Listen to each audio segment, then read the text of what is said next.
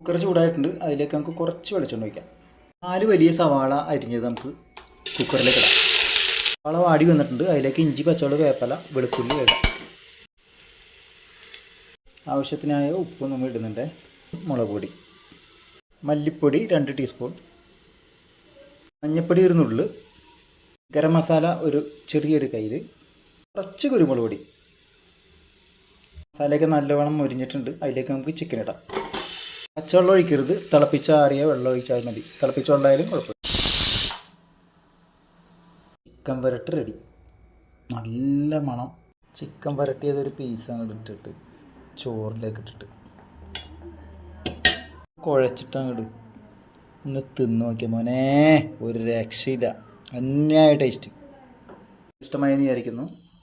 ഇഷ്ടമായെങ്കിൽ എല്ലാവരും ലൈക്ക് ചെയ്യുക, ഷെയർ ചെയ്യുക, സബ്സ്ക്രൈബ് ചെയ്യാൻ മറക്കല്ലേ. താങ്ക്